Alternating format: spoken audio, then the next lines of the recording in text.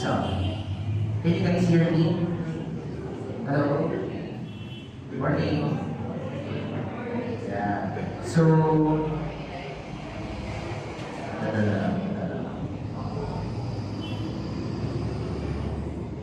okay, kita naman, no?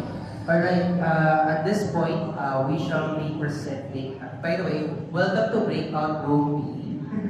Kasi I think yung other breakout room is about language.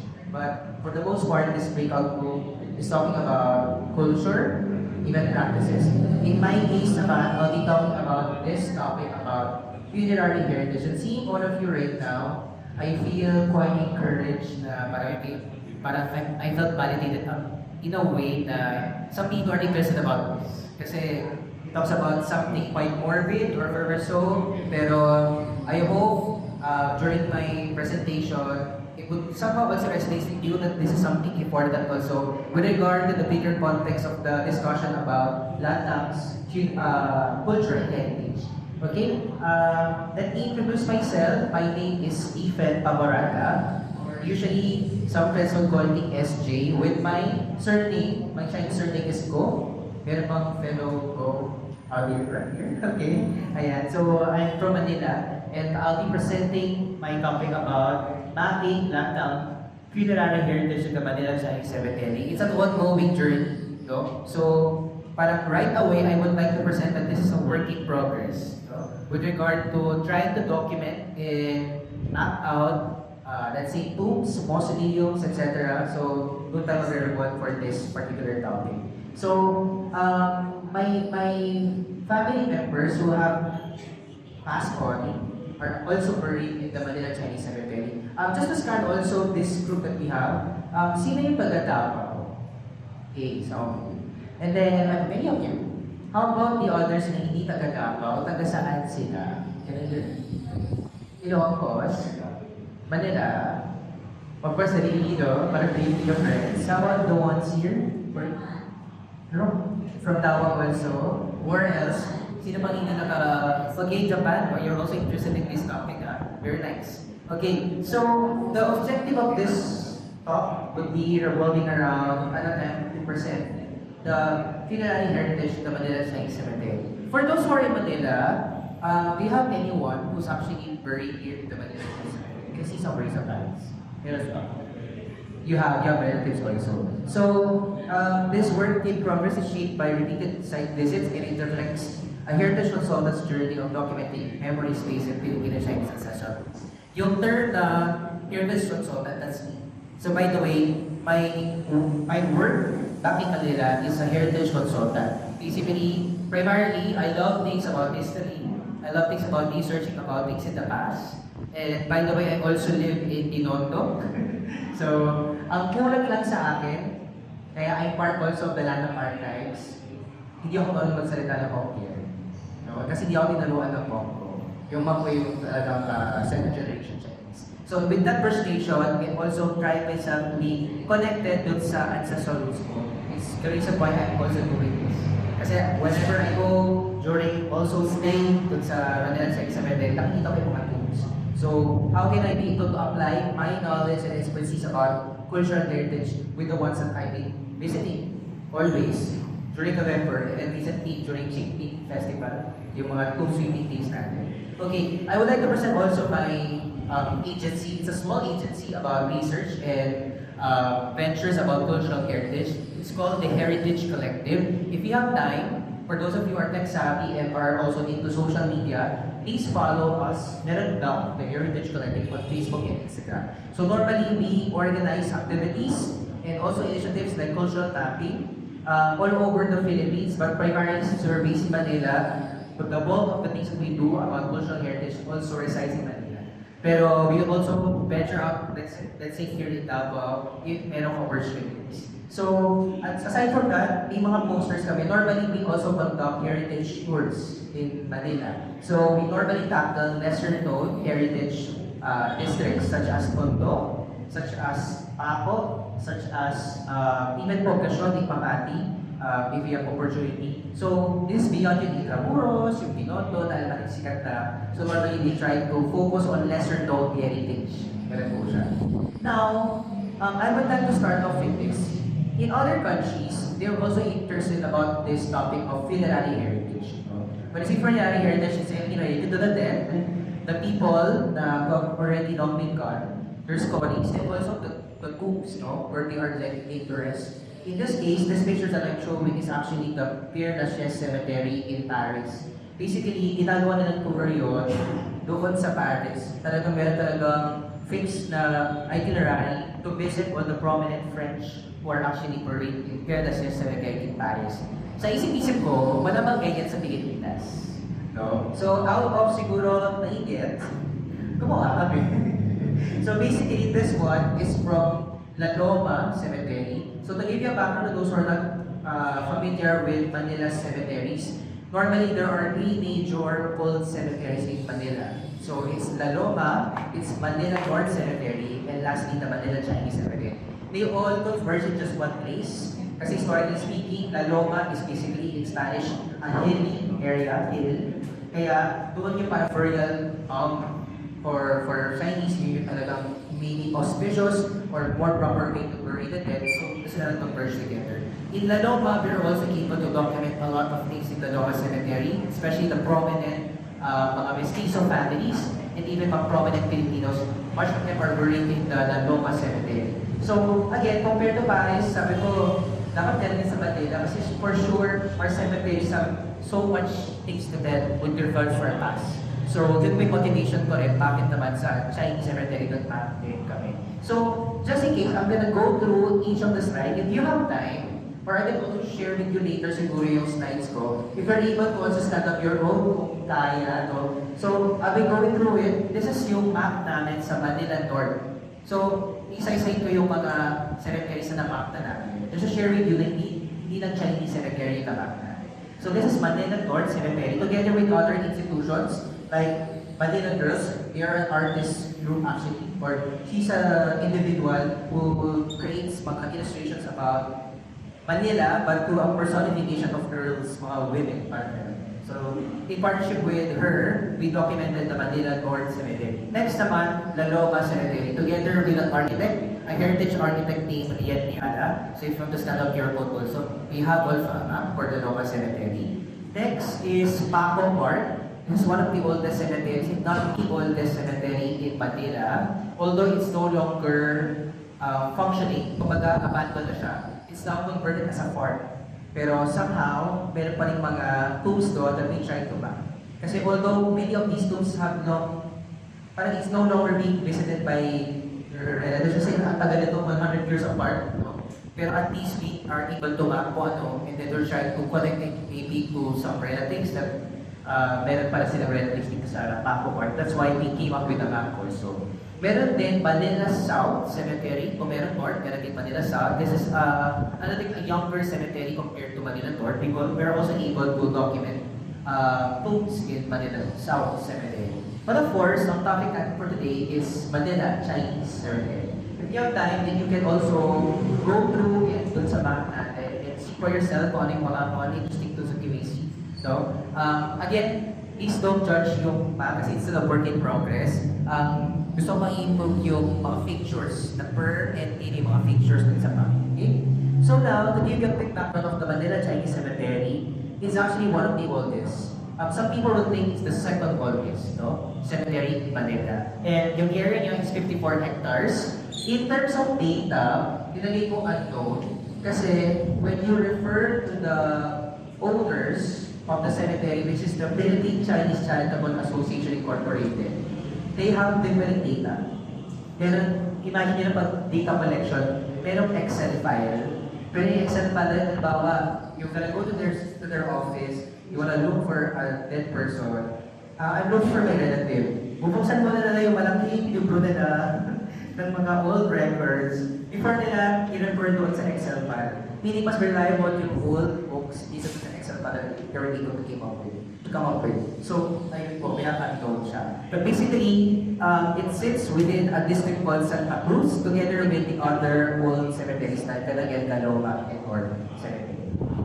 To give you a quick timeline na, ito yung comparison kung kailan nakanasali yung cemeteries in Manila. Again, second oldest daw si Manila Chinese Cemetery. But I would like to say, it is the oldest still functioning cemetery in Manila. Kasi yung Paco is no longer functioning as such. It's now in no? And then yung year na 1843, Manila Chinese Cemetery was given approval by the Governor General for the Chinese to establish a Chinese cemeteries. That's 1843. But the actual beginning of the construction within that property kung saan nag-gunamayad yung Chinese cemetery, only began around 10 years after 1843, so around 1820s.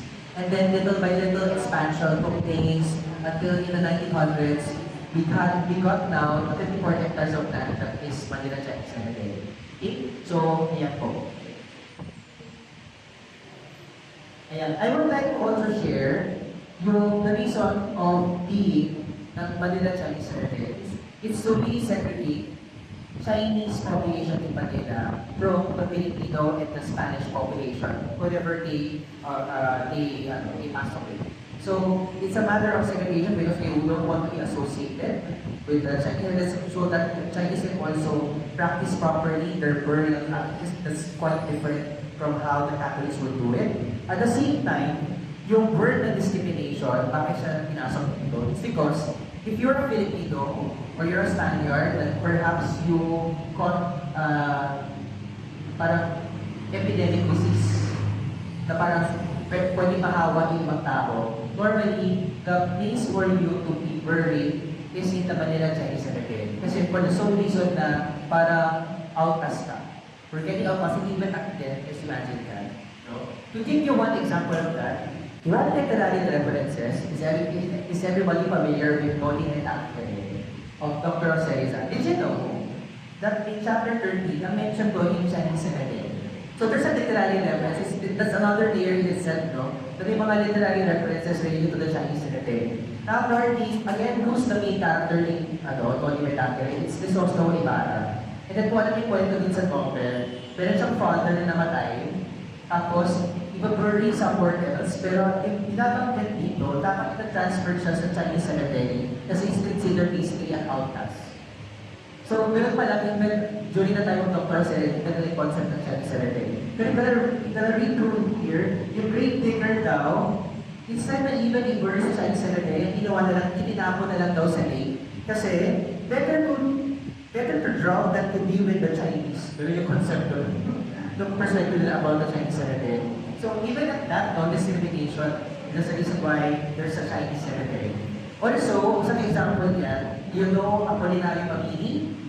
No? He's not a Chinese primarily, pero the reason why he was first buried in the Manila Chinese Cemetery is because of 3 things.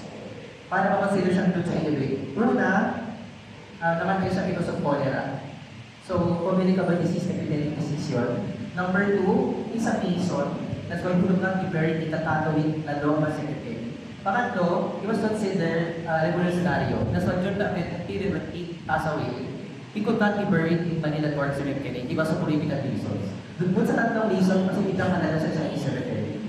Firefighters, mga firefighting volunteers. I think dito rin sa kaya na ito, pero pa yung firefighting volunteers organization. So, let me just go through some of the interesting tombs or mausoleums within the Chinese Cemetery. I'll give 3 for now, and then later, susulit ko naman yung iba. So, this one is BC Chuan Mausoleum. It's like 5 stories high. Ganun siya kalaki. It's like the grandest mausoleum in all of Chinese Cemetery. And is anyone familiar with BC Chuan? BC Chuan is the founder of a prominent bank today, which is China Bank. No? So, because of that, let's say, background, and he also ventured on doctor industry, especially during the American period. Kaya yumaman siya. Kaya yung tomb niya mismo, which was done around 1940s, bilang kalaki. For me, isipin niyo siya na parang maliit na version ng, for lack of better term, like ko siyang refer as like the Forbidden City within Chinese Cemetery. Kasi meron siyang sariling property talaga. Tapos meron siyang step going down. So, doon yung entrance niya. So, malaking cemetery, may malaking mausoleum talaga siya. And inside the mausoleum, meron siyang painting together with his wife. So, very interesting mausoleum siya. So, that's one. Number 2 is this tomb by a person named Carlos Pasa of Chumbo. Sino naman siya? Pero share ko muna yung picture pictures in the past na during World War II, marami nagpapapictures doon ng mga American soldiers. This happened during World War II. Now, whenever they pass by the Chinese cemetery, I think also the Americans got drawn into the design, some piece mausoleums. Magpapapictures sila doon. Kaya I think yun yung pinaka-significance niya. Pero before and after, meron ng tree, tapos in-encroach on the certain elements of the mausoleum. Portions of the roof have collapsed. So, sino ba siya? Una, hindi namin nilala kung ano yung background ng family niya. But looking into yung design ng mausoleum niya, this is what we call the Chien-Tien.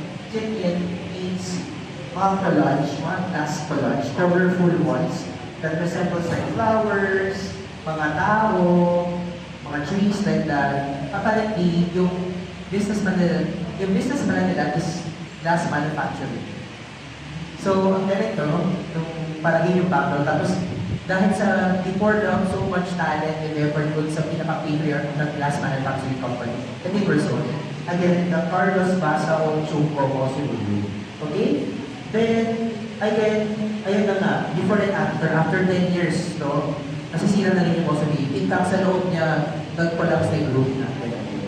And then this one, we call them the turtle tombs. No? Maybe in other countries this also exists, not just really in the Philippines, but in turtle tombs, it's also something very interesting, an indicator that these certain portions of the cemetery are quite old. So, if we know yung symbolism ng turtle tombs, no, it symbolizes longevity kasi turtle, no, matagal. And then, the surrounding walls form an artificial rings to protect the tree from dangerous winds. Para na yan, sa feng shui siya, para this time. Okay? So, maraming ganyan, pero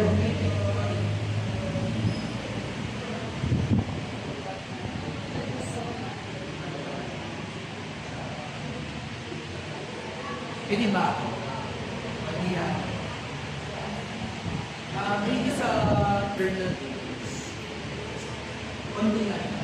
So, what I only want to document mga lima, so very rarely sa Chinese cemetery.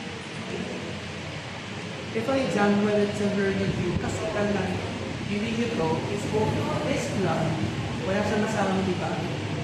Tapahin niya, or siya lang usap. And quite interesting, if you go to Chinese tradition, especially if you have the or the inang yung mga natin, mga posilios, mas dala. Pero this one, ay babae, matriarch, tapos parang ko, somebody posted this information. Somebody commented about the descendant matriarch. So, kaya sabihin naman ang ito, kasi people already can watch and already kita Chinese community, hindi makikita. Tapos, yung isbong plot na yung malaki, hindi niya kailangan kasi normally yung isa hindi ka pero hindi masafter mo usually. Gamitin or whatever siya may again, after the soup, this is a pan later, and this year, further. Still also so far, and also other facilities like to impose so it's more architectural. Pero it somehow, people struggling to concept ng mga science architecture because in the very science architecture, they have pero so something sa plan na more connected dun sa architecture in the 1900s. So, isa.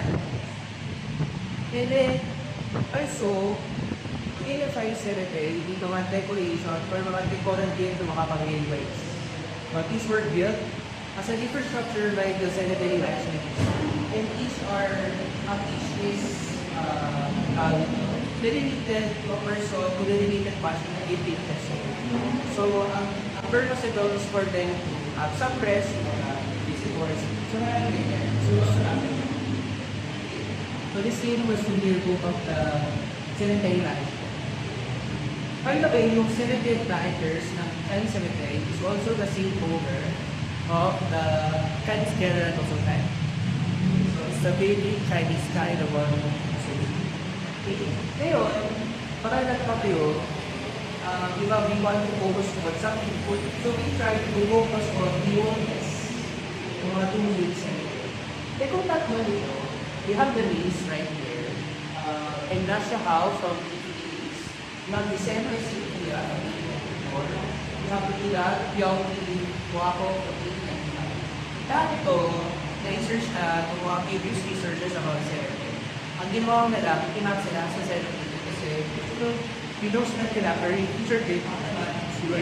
Uy, that's a version.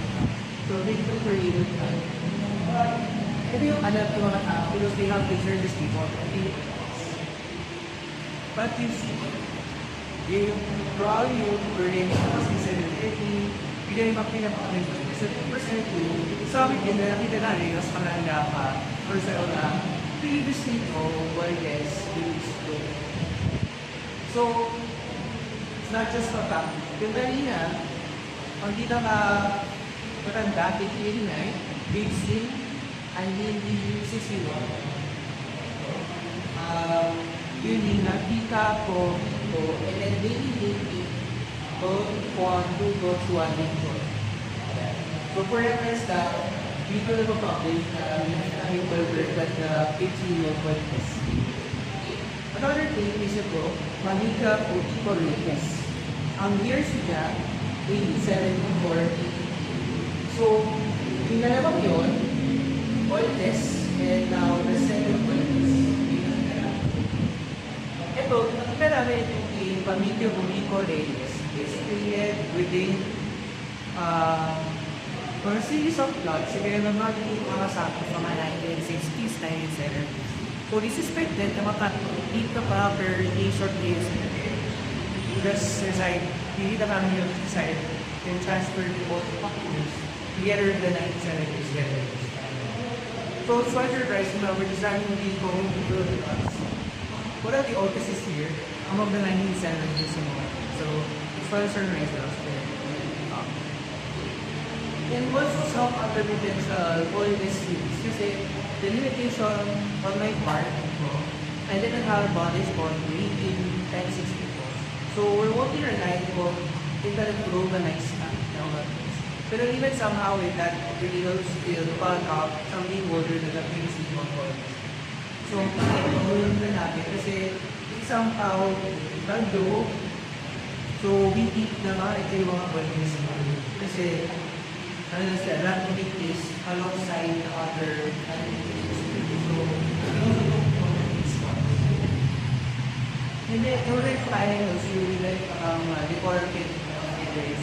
Marami things called really are drawing, rhinos by religion, so sa mga eyes, like, yes. Then also, ito yung as a cup design. So it's not artist talaga, artist driven magic pa sila. So on the benda let's say, kids runs out and get like this. Ito, hindi naman masyadong kita pero scarce lang siya. Kasi these are from the inside of the hospitals. They cannot be pictures for previous purpose. So it's sketch lang kita. Kasi simple lang. Within the things, meron mga mga sa statues ng hindi mo sure yung gawin sa mga tao.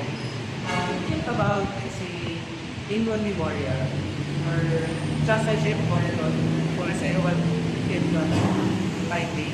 Para doon siya for so para that in mga sweet and what guys yung super it answers.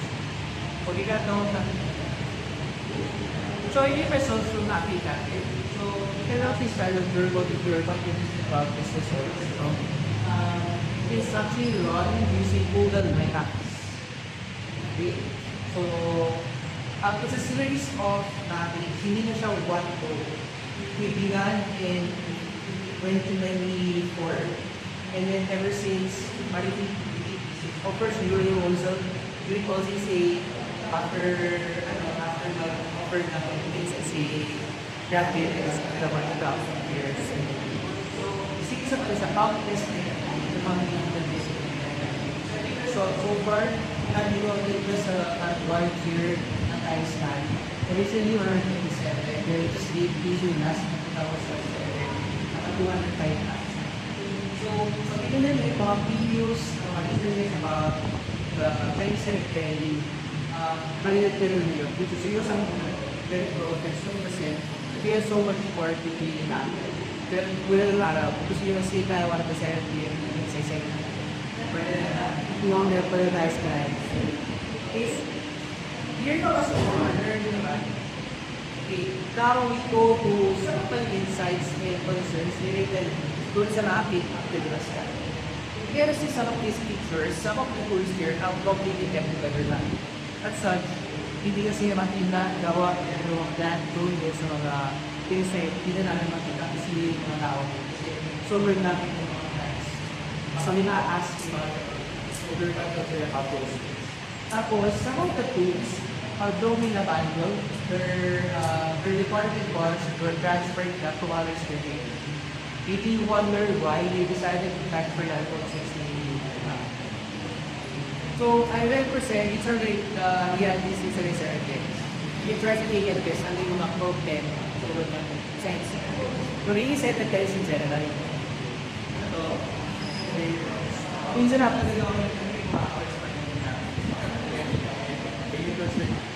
number two, you forgot some hair smart on the episode.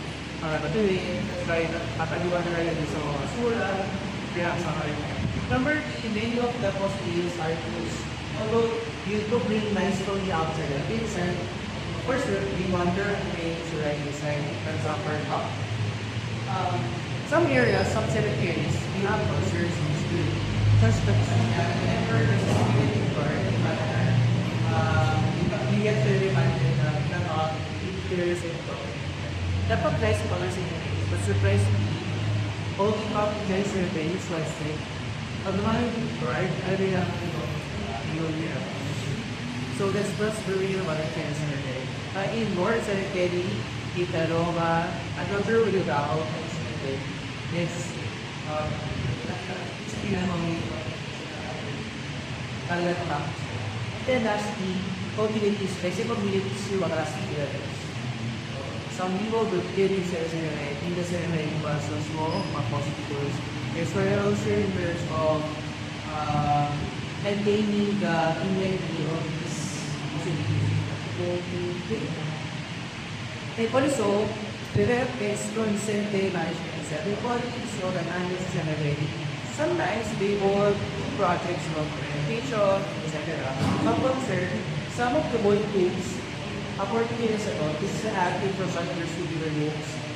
In at least before, they demolish any gold tools humanities. Thus to build this whole value is now called for the family. So, as the money of the tools were also related, here it is, and the ways is for the family. Kaya marami tayo sa mga gold. Kung nila resources, one survey at hindi mo talk to Luma. And then this one, you can see this one over the survey, business unit management. Eh saan, sinasabi, kailangan lang i-keep yung mga kanay kasi hindi na siya structurally sound. So, kita mo people using this, that's you're quicker, but this is actually pag part-time type thing, so you're into babies. Kung naman siya yung mga ano nila yung mga anak niya, yung mga patas, general sa yung mga babies. May kaya, parang lalo nila kayo sila. Ano sila hindi pa tulisahan yung mga dog days na pinali ng so there's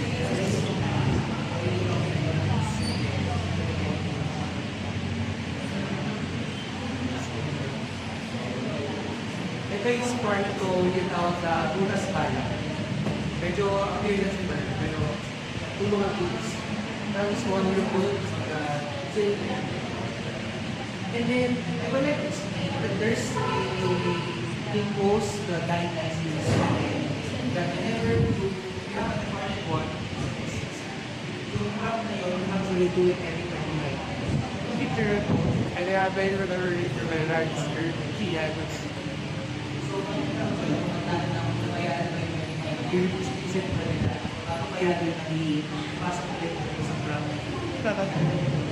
So this is 20 year still sorry, sir. Is this better? Okay, normally dito sa 25-year lease na guidelines natin, on those circuits, after 25 years, sometimes we decide to transfer their tools na. We, let's say, Manila Memorial Park or Heritage Park. Okay, now in the more modern cemeteries. And sometimes, yung dun sa mga family members na hindi na-afford i-renew, tatanggalin na lang nila, simply po. Kaya, minsan, maraming mga mausoleums within the cemetery. Wala na, pabayaan na talaga. Or sometimes, pinabayaan intentionally kasi gusto nila mabayaan yung mga mausoleums ngayon. It's a 25-year lease na guidelines na Chinese cemetery. Another thing is this one, aside from the 25-year lease, one concern is individual, and kung sa cemetery, walang kuryente.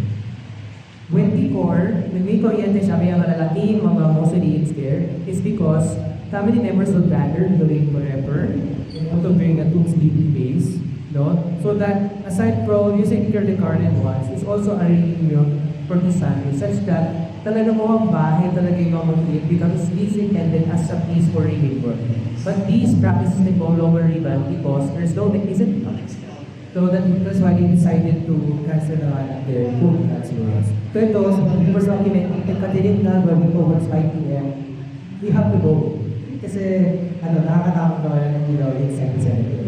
Next is, we coordinate also with the cemetery management.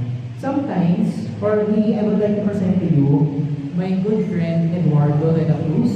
I'm not sure if you attended the last year's symposium. He spoke about his efforts about relatives under meeting, the ancestor from China, and yung mga relatives to order looking for their relatives with the Philippines.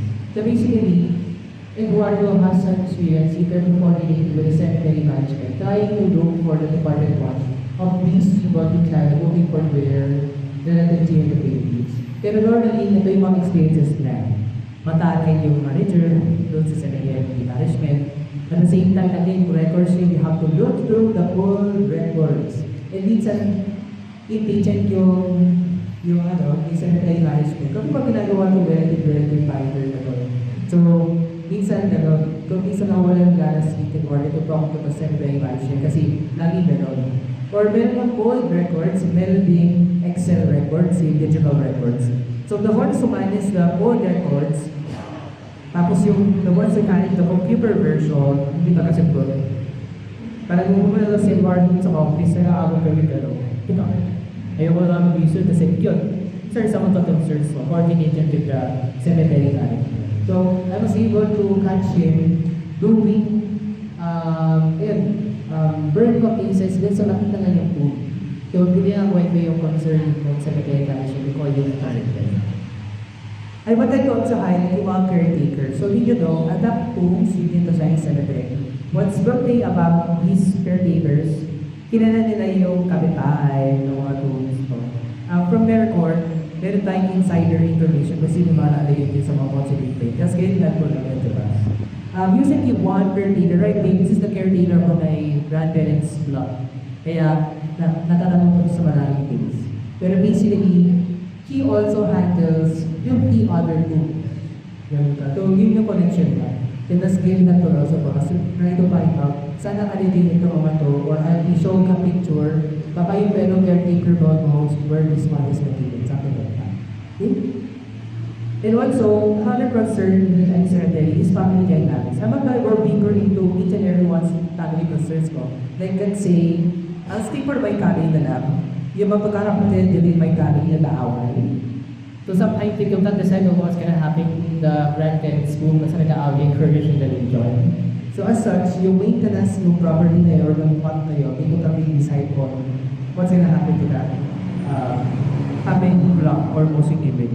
So, family dynamics happen in such manner na yung maintenance and the decision on the ina-transfer din natin kasi yung property na dito, yung isang factor na ma-preserve probably yung siyang of industry tools yung center. Okay? But at the same time, on the private side, we have the mentions and cheese foods. Kasi actually, the mapping that we did really started out with my friends, my fellow Shinoy friends, who will talk about this comment po, ba natin explain ito? Ano niyo ba yung kento, yung mga tungkol sa topic? Sometimes it begins with that, and then from then on, we're able to map to that based on the chismis na stories. Kung sino yung mga dapat namin i-document within the cemetery. So, sometimes it's helpful din na meron akong insider information from isa of the family members, kung hindi friends, with your friends, that you know, something like that. Yun. And maybe you can ask, kasi in the cemetery, it talks about the dead, meron pa kayong pakalanan ninyo kung yung about notable or something like that. Here's one example. So, my fellow chismoso, yung sa previous picture, his name is Mike Drew. He's a founder of another Chinese Filipino group called Chinoy Life. So, they focus on Chinoy heritage research, mapping, etc.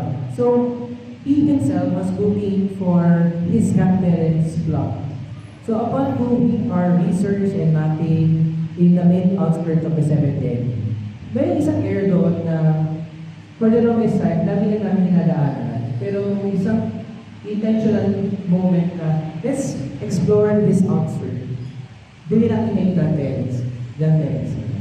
So parang kung isip tawid sa certain outskirt kayo, seems like you are drawn to these areas. Tama natin yung surname niya, which is so naman surname niya. At parang shows dito, at parang ayaw ang pangasin dito sa liver ko. So nakita niya yung grandmother or great-grandmother nila during that time. Some kahit naniniwala kami na kung the course of this mapping activity, alam ko na napakahanap place yan. So we know realization namin during some of our experiences with this area. Nai-number of dalawa or tatlong moments na parang like I'm saying ito, tapos ipahanap tayo somehow yung food na yun, kaya na working on to have it tayo. So far still, ang dami na yung natin yung sober na yung cemetery. And I hope, this talk, mag-grow kayo or encourage to also be part of this activity. I don't know kung ano yung reason for joining this breakout session, pero I hope somehow many may do that. Pero ano yung utilization ng mga mapping items sa vertical delivery? No? So, explain ko yung sa kanila. Yung potential doing the same mapping items na yun about sa mechanic works. And then also part appreciation. So, normally we have architects, also art studies students for teachers who they want to explore funerary art and the same time Chinese architecture that can help you due to the Chinese cemetery kasi for appreciating sila tayo mag-discover doon.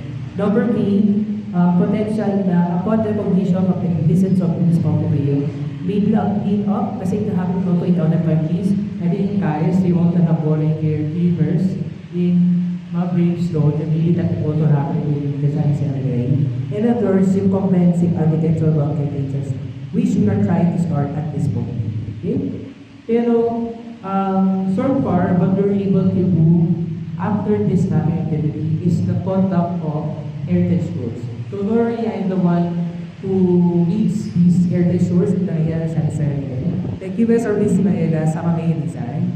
So from the day to the outskirts, yung mga dealers, street and alleys of the cemetery, just to point out ano yung kwento behind all these personalities departed ones in the cemetery.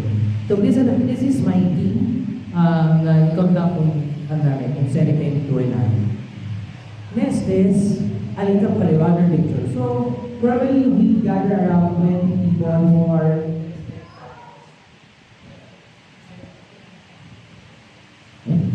ayun. So may pictures na mabisili yung tours natin. Ayan.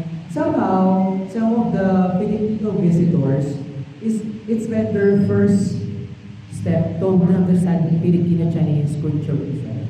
Kasi they don't know yung opening of incense, alay, and then opening for people, and then mga bird or those papers. That's their stepping stone towards understanding Filipino-Chinese intangible culture. And marami nakaka-appreciate itong experience ngayon. Normally, we combine yung activity ng tour with the flower offering ceremonies. So once we talk about one person, the flowers doon sa mga property as a sign compliment the Christian people. Normally, hindi na nabisita ka, kung ano na nangyayari ng So marami ganyan. E po yung doon sa matriarch, So we didn't cut with also power. We also offered our shows not very important too. So we also conducted other secondary tours in other neighboring secondaries and it's a North secondary.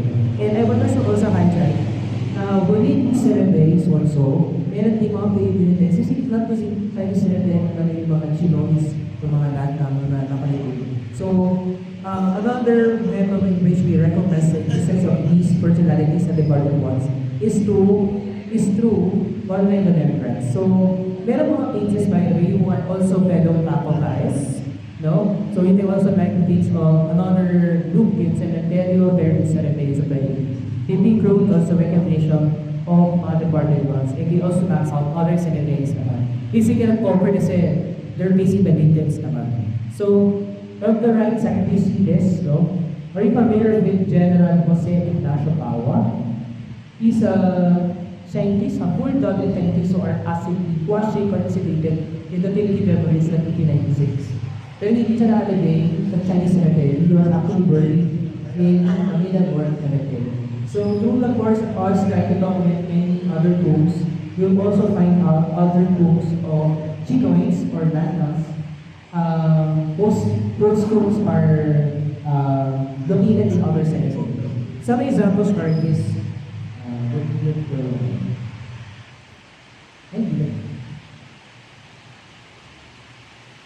Ayan, then beyond Chinese cemetery, I would like to present to you the other tools. The first tool by the way, or NBC, SM, pero sa village part siya sa Taguig.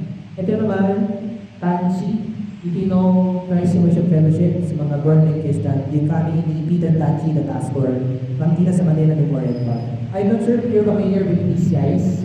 They're the ones behind the famous Kopya, Baby London, ADP. So yung patriarch ng ADP, recently Uncle Yeriko, yes, sa Holy Memorial Park. So in each of these other modern cemeteries, but then not be deeper into Chinese Filipino funerary heritage. Hindi makakastart ko. Konti-konti pala yung start namin, pero nag-focus muna kami sa Manila Chinese cemetery. So basically, ito pala, I would like to also highlight, during my tours, intentionally included yung grandparents block ko. And then kung sa mga Joseph or guest po, mga German, mga friend, they don't know about Paleo Chinese funeral practices. So this is first step into understanding lighting of incense, burning of those sprinklers, complete the portico, and so yung food offerings. I can only do it in my I can only do it in my family back kasi meron per dito naman may tayo. Kasi I cannot do it somewhere else. So, for many of my guests, parang they saw the personalization of my tours. Kasi I also included my grandparents' club during my tours. So, yeah. Ayan yung, are you also familiar with this? Yung ginagawa ko, yung naghihitik sa mga color chambers, sa baka yung magawa ko. Naglalagay ng colorful papers doon sa ubabot ng mga tombs. Ang simple doon tayo kung ito na coherence para makita ng ibang mga tao na nagtisita pa rin yung tomb na yun by cause mga colorful papers. Kung gumana sila, symbolism yun na meron pa rin kumalalaw din sa tomb. Okay? So, yeah. Dahil sa akong gusto ng iba, within the Chinese cemetery, nagkakita sa mga examples doon, na either mga old pictures as featured in the survey, I also want to map kung saan yung location, kung saan kinicturan yung mga old pictures rin. So that's what we call photographic heritage. And as a gitna, I mentioned yung about mga inscriptions on the mausoleums.